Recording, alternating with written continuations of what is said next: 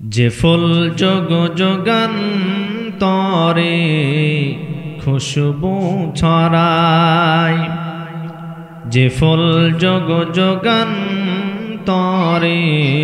খুশবু ছড়ায়, একেসি সে ফুল মোরা, একেসি সে ফুল মোরা মনেরি কাবায়, যে ফুল যোগ যোগান্তরে খুশবু ছড়ায়।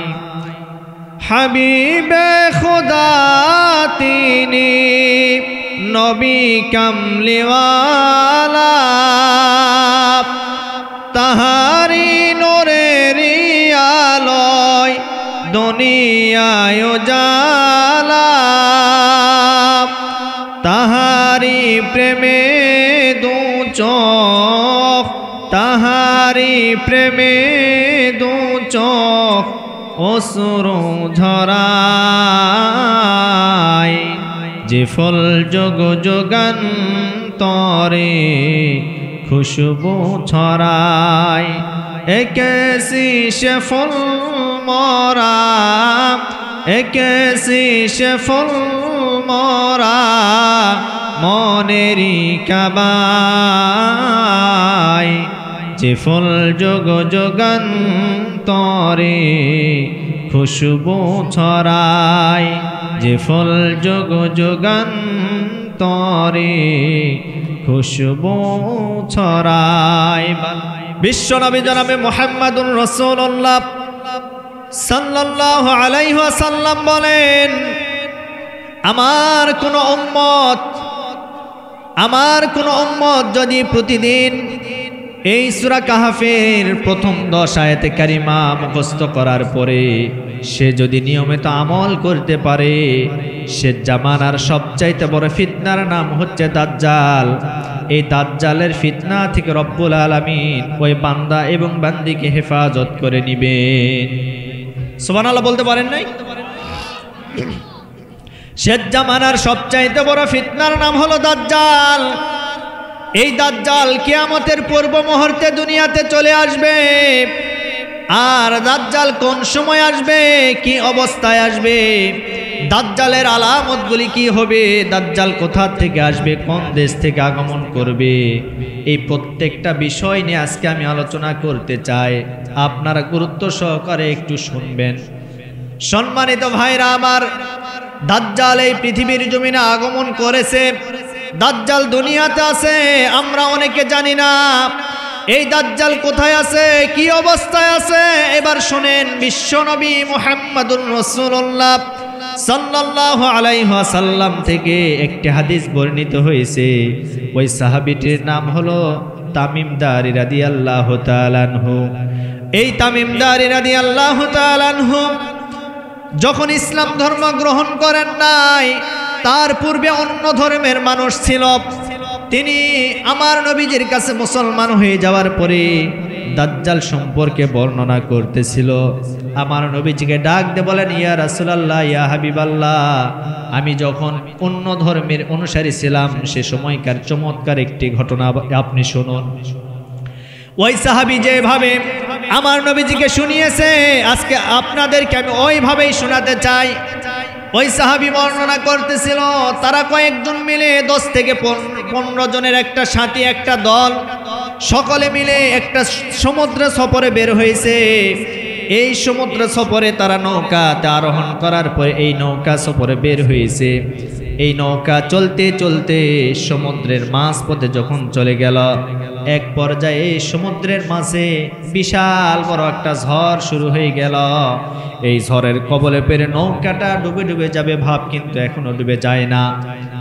ওই সাহাবী বর্ণনা করতেছিল, আমরা মনে করতেছিলাম আমরা দুনিয়া থেকে আর বাঁচতে পারবো না, এটাই মনে হয় আমাদের জীবনের শেষ সময়, আমরা মনে হয় চলে যাব।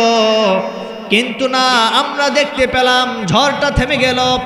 আর ঝড়টা যখন থেমে গেল, ঝড়টা থেমে যাওয়ার পরে আমাদের এই নৌকাটা চলতে চলতে এক পর্যায়ে একটা অচেনা দ্বীপে গিয়ে ফিরে গেল।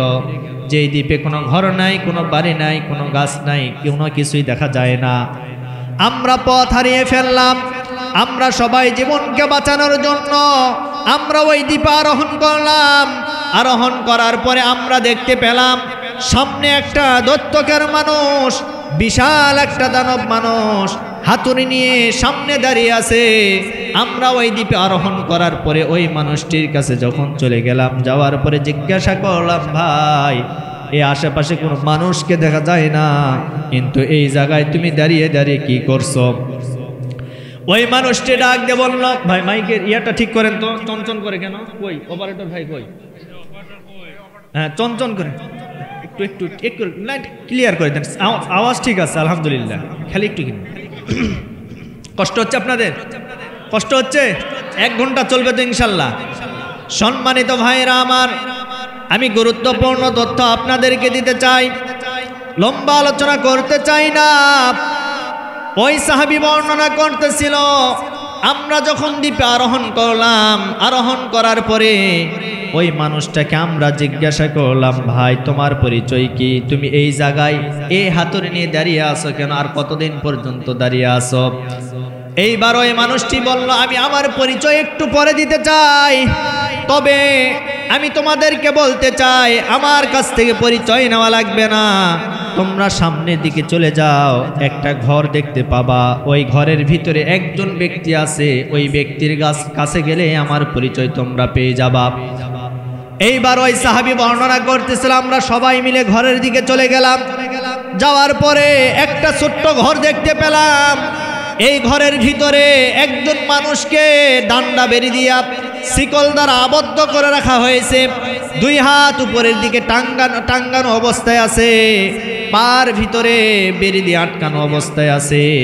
এই মানুষটা কোনো দিক লড়তেও পারে না, চড়তেও পারে না। এই মানুষটাকে দেখার পরে আমরা তার কাছে গেলাম, যাওয়ার পরে জিজ্ঞাসা করলাম, ভাই আপনাকে কেন এই ঘরের ভিতরে আটকানো হয়েছে? আপনার কারণ কি? আপনার দোষটা কি? আপনার অপরাধটা কি? কেন আপনাকে আটকানো হয়েছে? এইবার ওই মানুষটি ডাক দিয়ে বলল, আমাকে কেন আটকানো হয়েছে আর আমি কেন এই জায়গায় আছি আমার পরিচয় একটু পরেই দিব, তবে আমি তোমাদেরকে কয়েকটা প্রশ্ন করতে চাই। এর ভিতরে 1 নাম্বার প্রশ্ন হলো, তোমরা বলো তো তোমরা কোথা থেকে এসেছো? তখন ওই সাহাবী বলল, আমরা সবাই বললাম আমরা আরব দেশ থেকে এসেছি, সমুদ্রে সফরে বের হয়েছিলাম, চলতে চলতে আমাদের এই নৌকাটা ঝড়ের কবলে পড়ে গিয়েছিল। এক পর্যায়ে আমাদের পথ হারিয়ে আমরা এই অচেনা দ্বীপে আরোহণ করলাম। এইবার ওই ব্যক্তি প্রশ্ন করলো, ঠিক আছে, এরপরে তোমাদের কাছে 2 নাম্বার প্রশ্ন হলো, তোমরা বলো তো তোমরা যে আরব দেশ থেকে আসলে, আরব দেশের ভিতরে একজন মানুষ আসবে যার নাম হবে মুহাম্মদ সাল্লাল্লাহু আলাইহি ওয়াসাল্লাম, যার বাবার নাম হবে আব্দুল্লাহ, মায়ের নাম হবে আমিনা। এই মানুষটা কুরাইশ বংশে আসবে। এই মানুষটা আরব দেশে আসার পরে এক কালেমার দাওয়াত দিবে, এক আল্লাহর দাওয়াত দিবে। সে মুসলমানদেরকে মুসলমান বানানোর চেষ্টা করবে, মানুষদেরকে কালেমার দাওয়াত দিবে। এই মানুষটা কি দুনিয়াতে এসেছে নাকি? এইবার ওই সাহাবী বর্ণনা করলো, আমরা সবাই বললাম আমরা শুনেছি আরব দেশের ভিতরে একজন মানুষ এসেছে যার নাম মুহাম্মদ, যার বাবার নাম আব্দুল্লাহ, যার মায়ের নাম আমিনা। এই মানুষটা আমরা শুনেছি আরব দেশের ভিতরে এসেছে, সে দিন প্রচার করছে, কালেমার দাওয়াত দেয়। এইবার বলল, তোমাদের কাছে আমার 3 নাম্বার প্রশ্ন হলো, তোমরা এবার বলো তো সেই তাবারিয়া উপসাগরের খবর কি? তাবারিয়া উপসাগরে এখনো পানি আছে নাকি? এইবার ওই সাহাবী বর্ণনা করলো, অবশ্যই এখনো তাবারিয়া উপসাগরে পানি আছে, পানিগুলি এখনো চলমল করে, আমরা দেখতে পাই পানিগুলি এখনো ওই উপসাগরের ভিতরে পাওয়া যায়। এইবার বলল, তোমাদেরকে 4 নাম্বার প্রশ্ন করতে চাই, তোমরা বলো তো বাইসানের খেজুরের বাগানের খবর কি? বাইসানের খেজুরের বাগানের গাছগুলি এখনো তাজা আছে নাকি? ওই খেজুরের বাগানে এখনো খেজুর ধরে কিনা তোমরা একটু বলো। এইবার ওই সাহাবী বর্ণনা করলো, অবশ্যই বাইসানের খেজুর বাগান এখনো জিন্দা আছে, এখনো জীবিত আছে, এখনো মারা যায় নাই। আমরা জানি ওই খেজুর বাগানে এখনো খেজুর ধরে। এইবার সর্বশেষ বলল, সর্বশেষ আমার প্রশ্ন হলো তোমরা একটু জবাব দাও, ওই যে জুগারের যে ঝর্ণা আছে ওই জুগারের ঝর্ণার খবর কি? জুগারের ঝর্ণা থেকে এখনো পানি উপর থেকে নিচের দিকে নামে নাকি? এইবার তারা বলল হ্যাঁ অবশ্যই এখনো জুগারের ঝর্ণা থেকে পানিগুলো নিচের দিকে নামে। এখন আপনাদেরকে যে আমি এই কথাগুলি বললাম আপনারা একটাও বোঝেন নাই। এই যে প্রথমে বলেছিল আমাদের নবীর কথা, এটা তো সত্য হয়ে গেছে। এইবার 2 নাম্বার বলেছিল তাবারে উপসাগরের কথা। তাবারে যে উপসাগর, এই উপসাগরটা আগে ছিল ফিলিস্তিনের অধিভুক্ত, এখন বর্তমান ওই ইসরায়েলের ইহুদিরা এইটাকে দখল করে নিয়েছে। এইটাকে দখল করে নেওয়ারও একটা কারণ আছে।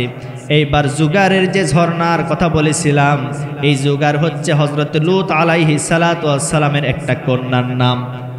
হযরত লূত আলাইহিস সালাতু ওয়াস সালামের কন্যা যেদিন মারা গিয়েছিল ওই ঝর্ণার কাছে তাকে কবরস্থ করা হয়েছিল, আর সেদিন থেকে ওই ঝর্ণার নাম হয়ে গেছে জুগারের ঝর্ণা।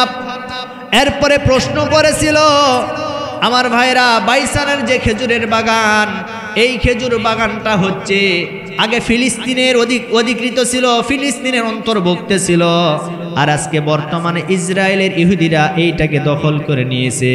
তার মানে মূল যে 3টা জায়গা, 1 নম্বরে তাবারিয়া উপসাগর, এটাও এখন ইহুদি রাষ্ট্রের ভিতর অবস্থিত। 2 নম্বরে যে খেজুরের বাগান, এটাও ইহুদি রাষ্ট্রের ভিতর অবস্থিত। 3 নম্বরে জুগারের ঝর্ণা, এটাও ইহুদি রাষ্ট্রের ভিতর ইসরায়েলের ভিতর অবস্থিত। আর এইটা হওয়ার কারণ হলো ওই ইসরায়েলের ইহুদিরা ভালো করে জানে আমাদের নেতা আসবে, সেই নেতার নাম হবে দাজ্জাল। আওয়াজ দিয়ে বলেন সেই নেতার নাম হবে কি? জোরে বলেন।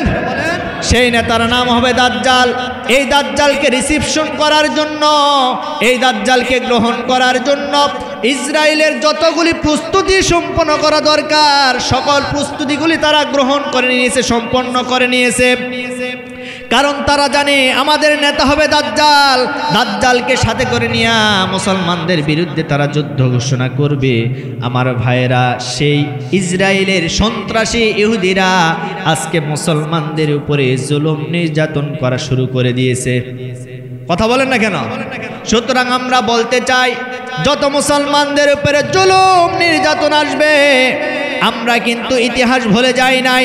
যত মুসলমানদের উপরে জুলুম নির্যাতন হবে তত মুসলমানদের বিজয় সামনের দিকে চলে আসবে। কথা বলেন ঠিক কিনা? জিহাদের ওই ময়দানেতে যেতে তোমাকে হবে, প্রয়োজনে সব রক্তটুকুন জমিনেই ঢেলে দেবে। আল্লাহু আকবার। আরো জোরে বল আল্লাহু আকবার। জিহাদের ওই ময়দানেতে যেতে তোমাকে হবে, প্রয়োজনে সব রক্তটুকুন জমিনেই ঢেলে দেবে, তবুও তোমায় লড়তে হবে, করবে না কোনো ভয়। বিপ্লব মানে জীবন দিয়া বসে থাকা নয়, সে কোনো দিন আসবে না রে করো যদি ভয়। বিপ্লব মানে জীবন দিয়া বসে থাকা নয়, সে কোনো দিন আসবে না রে করো যদি ভয়। আসবে বিজয় রক্ত আর জীবনের বিনিময়। কথা বলেন, কথা বলেন। আসবে বিজয় রক্ত আর জীবনের বিনিময়। বিপ্লব মানে জীবন দিয়া বসে থাকা নয়, সে কোনো দিন আসবে না রে করো যদি ভয়। কোথা থেকে কোন ভিন দেশে সকন আসলো আমার দেশে, সেবার নামে বসলো তারা মীর জাফরের বেশে। কোথা থেকে কোন ভিন দেশে সকন আসলো আমার দেশে, সেবার নামে বসলো তারা মীর জাফরের বেশে। ওদের করতে নাস্তানাবুদ হতে হবে নির্ভয়, ওদের করতে নাস্তানাবুদ হতে হবে নির্ভয়। বিপ্লব মানে জীবন দিয়া বসে থাকা নয়, সে কোনো দিন আসবে না রে করো যদি ভয়। বিপ্লব মানে জীবন দিয়া বসে থাকা নয়, সে কোনো দিন আসবে না রে করো যদি ভয়। আসবে বিজয় রক্ত আর জীবনের বিনিময়। আল্লাহু আকবার। আসবে বিজয় রক্ত আর জীবনের বিনিময়। বিপ্লব মানে জীবন দিয়া বসে থাকা নয়, সে কোনো দিন আসবে না রে করো যদি ভয়। লিল্লাহে তাকবীর। সম্মানিত ভাইরা আমার, ওই ইসরায়েলের ইহুদিরা দাজ্জালকে রিসিপশন করার জন্য, গ্রহণ করার জন্য যা কিছু দরকার সব কিছু প্রস্তুতি গ্রহণ করে নিয়েছে। এবার শুনেন দাজ্জাল কোথায় আছে, কি অবস্থায় আছে। দাজ্জাল যে 4টা প্রশ্ন করেছিল, এই 4টা প্রশ্নের ভিতরে দাজ্জাল তার জবাব দিয়েছে। এই মানুষগুলা এইবার তাকে প্রশ্ন করলো যে ভাই এখন আপনার পরিচয়টা আমরা একটু জানতে চাই। এইবার ওই ব্যক্তি ডাক দিয়ে বলল, আনা দাজ্জাল, আমি হচ্ছে দাজ্জাল, আমি হচ্ছি দাজ্জাল। আমি শেষ জামানার ভিতরে আত্মপ্রকাশ ঘটাবো, আমি শেষ জামানার ভিতরে চলে আসব। আমি শেষ জামানায় গিয়ে মানুষদেরকে আমার দলে আহ্বান করব। শেষ জামানার ভিতরে মানুষদেরকে আমি বলবো আমি রব, আমি সব। জোরে বলি নাউজুবিল্লাহ। এইবার দাজ্জাল যখন এই কথা বলল, এই সাহাবীরা বর্ণনা করতেছিল, আমরা তাকে প্রশ্ন করলাম আপনি যে দাজ্জাল, তাহলে আপনি কোন সময় আত্মপ্রকাশ ঘটাবেন, কোন সময় চলে আসবেন। এইবার দাজ্জাল বলেছিল আমার আলামতগুলি আমি তোমাদেরকে বলে দিলাম। আমি সেই সময় আসব যেই সময় আরব দেশের ভিতরে একজন নবীর আগমন ঘটবে। ওই নবী দিন ইসলামের প্রচার সারা বিশ্বময় পৌঁছায়া দিবে। ওই সময় আমাকে বুঝে নিতে হবে আমি ওই সময় আগমন ঘটব। এরপরে আমি বলেছিলাম তাবারিয়া উপসাগরের কথা, তাবারিয়া উপসাগরের পানি যেদিন থেকে শুকায়া যাবে তারপরে আমার আত্মপ্রকাশ ঘটে যাবে। আমি বলেছিলাম জুগারের ঝর্ণার কথা, জুগারের ঝর্ণা যেদিন থেকে শুকায়া যাবে, জুগারের ঝর্ণা থেকে পানি যেদিন থেকে শুকায়া যাবে আর আসবে না, তারপরে আমার আগমন ঘটে যাবে। এরপরে দাজ্জাল বলেছিল বাইসানের যে খেজুর বাগান রয়েছে, ওই খেজুর বাগানের গাছগুলি যেদিন থেকে মারা যাবে, ওই খেজুর বাগানে যেদিন থেকে খেজুর পাওয়া যাবে না, তারপরে আমার আত্মপ্রকাশ ঘটে যাবে। আমি আপনাদেরকে বলতে চাই এই কয়েকটা আলামত কিন্তু দুনিয়াতে অলরেডি ঘটে গেছে। আজকে যারা শিক্ষিত সমাজ আছেন, আজকে যারা শিক্ষিত মানুষ আছেন, হে আমার যুবক ভাইরা, আমি আপনাদেরকে বলতে চাই আপনারা ইউটিউব, টিউবমেট, গুগলের ভিতরে সার্চ দিয়ে দেখুন দাজ্জাল আসার যে আলামতগুলি আজকে দুনিয়াতে ঘটে গেছে। দাজ্জাল যে কথাগুলি বলেছিল, যে আলামতগুলির কথা বলেছিল, আজকে ওই ইসরায়েলের ইহুদি রাষ্ট্রের ভিতরে সব কিছু ঘটে গেছে। তাবারিয়া উপসাগরে পানি নাই, এরপরে বাইসানের খেজুর বাগানে আর খেজুর ধরে না। ওই ইসরায়েলের ইহুদিরা সেই মিশর থেকে খেজুরের গাছগুলি নিয়ে এসে ওই বাগানের ভিতরে রোপণ করে। এরপরে হাজার হাজার টনকে টন পানি দিয়েও ওই গাছগুলিকে বাঁচানো যায় না। এরপরে জুগারের যে ঝর্ণার কথা বলেছিল, জুগারের ঝর্ণা থেকে এখন আর পানি আসে না। তার মানে এতগুলি আলামতের দ্বারা বোঝা গেল দাজ্জাল আসার কিন্তু আর বেশি সময় নাই। কথা বলেন, কথা বলেন। দাজ্জাল আসার আর বেশি সময় নাই, দাজ্জাল চলে আসবে। এবার শোনেন, দাজ্জাল দুনিয়াতে আগমন ঘটবে। আসার পরে দাজ্জাল 40 দিন দুনিয়াতে অবস্থান করবে। জোরে বলেন কয়দিন? 40 দিন অবস্থান করবে। দাজ্জালের প্রথম দিন হবে 1 বৎসরের সমান, দাজ্জালের দ্বিতীয় দিন হবে 1 মাসের সমান, দাজ্জালের তৃতীয় দিন হবে 1 সপ্তাহের সমান, আর বাকি যে 37 দিনগুলি রয়েছে এই দিনগুলি সে স্বাভাবিক নিয়মে চলাফেরা করবে। দাজ্জাল এমন কোনো জায়গা নাই পৃথিবীর যে জায়গায় যেতে পারবে না। শুধুমাত্র দাজ্জাল 2টি জায়গায় যেতে পারবে না, 1 নম্বরে মক্কা, 2 নম্বরে মদিনা। এই 2টি জায়গায় দাজ্জাল যেতে পারবে না। এছাড়া দাজ্জাল পুরো পৃথিবী পরিভ্রমণ করবে। আর দাজ্জালের কপালের উপরে 3টা অক্ষর লেখা থাকবে, 1 নম্বরে কাফ, 2 নম্বরে ফা, 3 নম্বরে র। এই 3টা হরফের সমন্বয় হচ্ছে কাফের। দাজ্জালের চোখ হবে একটা, সেই চোখ থাকবে মাঝখানে। দাজ্জালের কপালের উপরে লেখা থাকবে কাফের। আমার ভাইরা, দাজ্জাল বেটে মানুষ হবে, দাজ্জালের মাথার চুলগুলি উস্কো খুস্কো হবে, দাজ্জাল বিশাল একটা দেহের অধিকারী হবে। এমনকি দাজ্জালের 1 হাতে থাকবে জান্নাত আর 1 হাতে থাকবে জাহান্নাম। কিন্তু দাজ্জাল মানুষদেরকে বলবে তোমরা আমাকে রব বলে মেনে নাও, আমাকে প্রভু বলে মেনে নাও। আমাকে যদি আল্লাহ বলে মেনে নিতে পারো তাহলে তোমাদেরকে আমি আমার তৈরি করা জান্নাতের ভিতরে ঢুকায় দিব। কিন্তু যারা দাজ্জালকে রব বলে মানবে, মানার পরে দাজ্জাল ধরে ধরে যাদেরকে জান্নাতে ঢুকায় দিবে, ওইটা দাজ্জালের তৈরি করা জান্নাত নয়, ওটাই হবে মানুষদের জন্য জাহান্নাম। বলে নাউজুবিল্লাহ। আর যেই সমস্ত মানুষেরা ঈমান আনবে না, দাজ্জালকে রব বলে মানবে না, দাজ্জাল মানুষদেরকে ধরে ধরে দাজ্জালের তৈরি করা জাহান্নামের ভিতরে নিক্ষেপ করবে। কিন্তু দাজ্জাল যে সমস্ত মানুষদেরকে জাহান্নামে নিক্ষেপ করবে, মুমিনদের জন্য দাজ্জালের ওই তৈরি করা জাহান্নামই হবে জান্নাতের বাগান। সুবহানাল্লাহ, জোরে বলবেন না? এজন্য দাজ্জাল আসবে, দাজ্জাল অবস্থান করবে 40 দিন। আওয়াজ দিয়ে বলেন কত? 40 দিন অবস্থান করবে, পুরো পৃথিবী পরিভ্রমণ করবে। দাজ্জালের হাতকে শক্তিশালী করার জন্য ইসরায়েলের ইহুদি বাহিনীরা তাকে সকল প্রকার প্রোটেক্ট দিয়ে, তাকে সকল দিকে নেতা হিসেবে গ্রহণ করে নিয়ে যা কিছু দেওয়ার দরকার সব কিছু তাকে দিবে, দাজ্জালকে দিবে। এবং ওই দাজ্জাল করবে কি? 60,000 ইহুদি বাহিনীকে নিয়ে। কত হাজার? জোরে বলেন। 60,000 ইহুদি বাহিনীকে নিয়ে দাজ্জাল মুসলমানদের বিরুদ্ধে যুদ্ধ করবে। আর মুসলমানদের নেতৃত্ব দিবে ইমাম মাহদী আলাইহিস সালাতু ওয়াস সালাম, হযরতে ঈসা আলাইহিস সালাতু ওয়াস সালাম। সিরিয়ার সেই দামেস্ক যে শহর রয়েছে, ওই শহরে একটা মসজিদ আছে, সাদা গম্বুজওয়ালা মসজিদ। এই মসজিদের ইমাম হবে হযরতে ইমাম মাহদী আলাইহিস সালাতু ওয়াস সালাম। সুবহানাল্লাহ কোন? ইমাম মাহদী আলাইহিস সালাতু ওয়াস সালাম ফজরের সময় ইমামতি করার জন্য সামনে যাবে। সামনে যখন যাবে, এমন সময় ফজরের ওয়াক্তের সময় দুইজন ফেরেশতার কাঁধের উপরে ভর করে হযরতে ঈসা আলাইহিস সালাতু ওয়াস সালাম আসমান থেকে ওই মসজিদের গম্বুজের উপরে নেমে একেবারে নিচে নামবে। নামার পরে মসজিদে প্রবেশ করবে। প্রবেশ করার পরে ইমাম মাহদী হযরতে ঈসা আলাইহিস সালাতু ওয়াস সালামকে দেখার পরে বলবে যে আজকে আসুন, আপনি একটু ইমামতি করুন, আপনি নামাজ পড়ান, আপনার পিছনে আমি মুসল্লি হয়ে নামাজ আদায় করতে চাই। হযরতে ঈসা আলাইহিস সালাতু ওয়াস সালাম বলবে, না, আমি আজকে মুসল্লি হয়ে আপনি ইমাম, আপনার পিছনে আমি ইক্তেদা করতে চাই। সুবহানাল্লাহ। এরপরে জামাত সম্পন্ন হয়ে যাবে। সম্পন্ন হয়ে যাওয়ার পরে কি হবে দেখেন, মুসলমানদের নেতা হিসাবে ইমাম মাহদী হযরত ঈসা আলাইহিস সালাতু ওয়াস সালাম দুইজনে নেতৃত্ব দিয়ে মুসলমানদেরকে প্রস্তুতি গ্রহণ করিয়ে বলবে, আমাদেরকে ধাওয়া করার জন্য আসছে দাজ্জাল, ওই দাজ্জালকে প্রতিহত করতে হবে। এই মুহূর্তে দাজ্জালের বিরুদ্ধে যুদ্ধ করার জন্য আমরা সকলে প্রস্তুত আছি। যারা এই মুহূর্তে এখনো প্রস্তুত গ্রহণ করেন নাই, তাদেরকেও প্রস্তুতি গ্রহণ করায়া ইমাম মাহদী এবং হযরত ঈসা আলাইহিস সালাতু ওয়াস সালাম দুইজনে দাজ্জালের বিরুদ্ধে যুদ্ধ করবে। যুদ্ধ করে দাজ্জালকে প্রতিহত করবে, দুনিয়া থেকে নিঃশেষ করে দিয়ে সারা পৃথিবী মুসলমানদের হাতের ভিতরে চলে আসবে। আল্লাহু আকবার।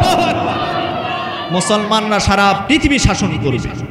মুসলমানদের নেতৃত্ব, আগামী নেতৃত্ব হবে কাদের নেতৃত্ব? জোরে বলতে হবে, কাদের নেতৃত্ব? আগামীর নেতৃত্ব মুসলমানদের নেতৃত্ব। আগামীর নেতৃত্ব, আগামীর নেতা হবে হুজুররা, দাড়ি টুপিওয়ালা মানুষেরা হবে। এই সময় আমাদের সামনে আসে না নাই? সামনে চলে আসছে ভাই। সেই দাজ্জালের ফিতনা থেকে ওই সমস্ত মানুষগুলি বেঁচে থাকবে যারা এই সূরা কাহাফের প্রথম 10 আয়াতে কারিমা মুখস্থ করে সেটা নিয়মিত আমল করবে। পারা যাবে না ইনশাল্লাহ? আজকে একটা আমল, সর্বপ্রথম একটা আমল দিলাম। সূরা কাহাফের কয়টা আয়াত? 10টা আয়াতে কারিমা আপনি মুখস্থ করে প্রতিদিন ফজরের নামাজের পরে আমল করবেন। ইনশাআল্লাহ আল্লাহ পাক রব্বুল আলামিন আপনাকে দাজ্জালের ফিতনা থেকে হেফাজত করে নেবেন। আল্লাহ পাক যেন আমাদের সকলকে কবুল করেন। সকলে বলে আল্লাহুম্মা আমিন। সম্মানিত ভাইয়েরা আমার, এই সেই সূরা কাহাফ থেকে আমি আয়াতে কারিমা তেলাওয়াত করেছি। আল্লাহ রব্বুল আলামিন এই সূরা কোন সময় নাজিল করেছিল? কোন সময়টাতে নাজিল করেছিল? এই কাহাফের ভিতর গুরুত্বপূর্ণ একটি ঘটনা আছে, সেটাও আজকে বলবো ইনশাআল্লাহ, আপনারা যদি সময় দেন। থাকবেন তো ইনশাআল্লাহ? ধীরে ধীরে আমি আলোচনা করতে চাই। আল্লাহ কবুল করুন। সকলে বলে আল্লাহুম্মা আমিন। এই সূরাটা নাজিল হয়েছে এমন সময়, যে সময় মক্কার জমিন আমার নবীজি দিন প্রচার করা শুরু করেছিলেন। গোপনে গোপনে 3 বছর দিনের দাওয়াত দিয়েছিলেন। গোপনে গোপনে 3 বছর দিনের দাওয়াত দেওয়ার পরে আল্লাহ রাব্বুল আলামিন নবীজির প্রতি ওহী নাজিল করলেন, ওয়া আনদির আশিরাতাকাল আকরাবিন। হে নবী, এতদিন অনেক গোপনে গোপনে দাওয়াত দিয়েছেন, আজকে এই মুহূর্তে আপনাকে নির্দেশনা দিলাম, এখন প্রকাশ্যে আপনার নিকটাত্মীয় যারা আছে তাদেরকে আপনি প্রকাশ্যে দিনের দাওয়াত দেওয়া শুরু করুন। নবীজি প্রকাশ্যে দিনের দাওয়াত দেওয়ার জন্য সর্বপ্রথম চলে গেলেন সাফা পাহাড়ে। কোন পাহাড়ে? সাফা পাহাড়ে চলে গেলেন। সাফা আর মারওয়া এটা আল্লাহর নিদর্শন। সাফা এবং মারওয়া, হাজির সাহেব যারা আছেন তারা সাফা মারওয়ার সাই করতে হয়। এটা হজের একটি অংশ, এটা হচ্ছে ওয়াজিব, এটা না করলে হজ হয় না। কি কথা বলেন না কেন? তো এই সাফা পাহাড়ে গেলেন। যাওয়ার পরে আমার নবীজি সকালবেলা হাত উঁচু করে ডাকলেন, ইয়া সবাহা, ইয়া সবাহা বলে তিনি আহ্বান করলেন মানুষদেরকে। মক্কার যে সমস্ত মানুষেরা ছিল সবাই নবীজির সামনে উপস্থিত হয়ে গেল। হয়ে যাওয়ার পরে ডাক দিয়ে বললেন যে কি ব্যাপার, সকালবেলা আমাদেরকে কেন এই জায়গায় ডাকা হলো? নবীজি বললেন আমি তোমাদেরকে একটা কারণে ডেকেছি। সেই কারণটা হলো, আমি যদি এই মুহূর্তে তোমাদেরকে বলি আমাদের এই পাহাড়ের পাদদেশে আমাদেরকে শত্রুপক্ষ আক্রমণ করার জন্য ওত পেতে আছে, তোমরা কি এটা বিশ্বাস করবে না? সবাই বলেছিল না, অবশ্যই, কেন করব না? কারণ মক্কার জমিনে কোনো সত্যবাদী যুবক, কোনো নিষ্ঠাবান যুবক যদি থাকে সেটি হচ্ছে তুমি। সুবহানাল্লাহ। কেন করব না আমরা? নবীজির কথা বিশ্বাস করলেন। করার পর আমার নবীজি ডাক দিয়ে বললেন, যদি এ কথা তোমরা বিশ্বাস করো তাহলে এই মুহূর্তে এটাও বিশ্বাস করে নাও, আল্লাহ আমার প্রতি ওহী নাজিল করে আমি আল্লাহর পক্ষ থেকে প্রেরিত একজন নবী, আমার হাতে হাত রেখে তোমরা কালেমা পড়ে মুসলমান হয়ে যাও। সুবহানাল্লাহ কয় না? যেই না নবীজি এই কথা বলেছে, সামনে ছিল আবু লাহাব। নাম কি? জোরে বলেন। আবু লাহাব নবীজির কে ছিল? খালি চাচা না, আপন চাচা। আর আবু জেহেল কিন্তু নবীজির আপন চাচা না। আবু লাহাব ছিল নবীজির আপন চাচা। সে আবু লাহাব সামনে দাঁড়িয়েছিল, ডাক দিয়ে বলে, ভাতিজা, সকালবেলা আমাদের এই মনটা খারাপ করে দিলে তুমি। এই মনটা খারাপ করে দিলে, কথা বলার জন্য আমাদেরকে ডাকলে এই জায়গায়। তিনি রাগকে চেক দিতে পারলেন না, বললেন তাব্বাল্লাকা ইয়া মুহাম্মদ, হে মুহাম্মদ তুই ধ্বংস হয়ে যা। যে এই কথা বলেছে আমার নবীজি মুখ বন্ধ হয়ে গেল। নবীজি কথা বলতে পারে না, চুপ অবস্থায় দাঁড়িয়ে থাকলো। কিছুক্ষণ দাঁড়িয়ে থাকার পরে আমার ভাইরা, আমার নবীজি কোনো প্রতিবাদ করলেন না, কিন্তু আমার নবীজিকে আবু লাহাব গালি দিলেন, তাব্বাল্লাকা ইয়া মুহাম্মদ, হে মুহাম্মদ ধ্বংস হয়ে যা। আমি আপনাদেরকে প্রশ্ন করতে চাই, আমার নবীজিকে গালি দিলে আমার নবীজি যদি প্রতিবাদ না করে, কিন্তু প্রতিবাদ করার জন্য একজন আছে, তার নাম কি? জোরে বলেন। আল্লাহ প্রতিবাদ করলেন। সাথে সাথে আল্লাহ রাব্বুল আলামিন একটি সূরা নাজিল করলেন। সেই সূরার নাম হলো সূরা লাহাব। সুবহানাল্লাহ। কোন সূরা? সূরা লাহাব। আল্লাহ বললেন তাব্বাত ইয়াদা আবি লাহাবি ওয়া তাব, হে আবু লাহাব ধ্বংস হোক তোর দুই হাত। নাউজুবিল্লাহ। কোন? ধ্বংস হোক তোর দুই হাত। আচ্ছা বলেন তো, আমার নবীজির সম্মান ইজ্জত কম না বেশি? কেমন বেশি? আমার নবীজি যদি বলতো হ্যাঁ শরীয়তের ওটা দলিল হয়ে যেত, হালাল হয়ে যেত। আমার নবীজি যদি বলতো না, এই লাইট বন্ধ করো, আমার নবীজি যদি বলতো না ওটা হারাম হয়ে যেত, শরীয়তের হারাম হয়ে যেত, এমন পাওয়ার আমার নবীজি আঙ্গুলের ইশারা করলে আসমানের চাঁদ পর্যন্ত দ্বিখণ্ডিত হয়ে যেত। কথা বলেন ঠিক কিনা? আর সেই নবীকে গালি দেওয়ার কারণে আল্লাহ রাব্বুল আলামিন যদি সহ্য করতে না পারে, আবু লাহাবের নামে যদি সূরা নাজিল করতে পারে, আজ আমার দেশের ভিতরে কিছু নাস্তিক, কিছু বেঈমান আছে যারা আমার নবীজিকে নিয়ে কটূক্তি করে। কথা বলেন, আছে না নাই? সুতরাং আমরা বলতে চাই, আমরা যদি নবীর উম্মত দাবি করি, ওই সমস্ত নাস্তিক বেঈমানদের বিরুদ্ধে আমাদের যুদ্ধ করার দরকার আছে না নাই? তুমি নবীর উম্মত দাবি করো, সুন্নাহ মানো না, নবীর অপমানে তোমার হৃদয় কাঁদে না। কথা বলেন। তুমি নবীর উম্মত দাবি করো, সুন্নাহ মানো না, নবীর অপমানে তোমার হৃদয় কাঁদে না। তুমি বিজাতীয় সংস্কৃতিতে সপেছ পরাণ, কেমন মুসলমান, কেমন মুসলমান তুমি, কেমন মুসলমান? নামাজের সাথে নাই পরিচয়, মানো না কোরআন, তুমি কেমন মুসলমান, কেমন মুসলমান তুমি, কেমন মুসলমান? তুমি সুদের টাকায় বসত করো, ঘুষ ছাড়ো না, দিন দক্ষিণা খেয়ে মরে খবর রাখো না। কথা বলেন। সুদের ব্যবসা আপনার এলাকায় নাই? এই বগুড়া শহরের ভিতরে সুদের ব্যবসা নাই তো নাকি? এটা আমাদের এলাকায় আছে। বাপরে বাপ, ডবল হাজি হজ করে আসে, আসার পরে সামনের কাতারের মুসল্লি তসবিহ একটা হাতের ভিতরে নেয়, নেওয়ার পরে জিকির করে সুবহানাল্লাহ 40,000, আলহামদুলিল্লাহ 60,000, সুদের সাথে টাকা লাগায় 70,000। সুবহানাল্লাহ কর। দেখছেন সুবহানাল্লাহ পড়ছে, দেখছেন? নাউজুবিল্লাহ জোরে কোন? সুবহানাল্লাহ না নাউজুবিল্লাহ? সুদের ব্যবসা করা যাবে? তুমি সুদের টাকায় বসত করো, ঘুষ ছাড়ো না, দিন দক্ষিণা খেয়ে মরে খবর রাখো না। কথা বলেন। তুমি বিজাতীয় সংস্কৃতিতে সপেছ পরাণ, কেমন মুসলমান, কেমন মুসলমান তুমি কেমন মুসলমান নামাজের সাথে নাই পরিচয় মানো না কোরআন তুমি কেমন মুসলমান কেমন মুসলমান তুমি কেমন মুসলমান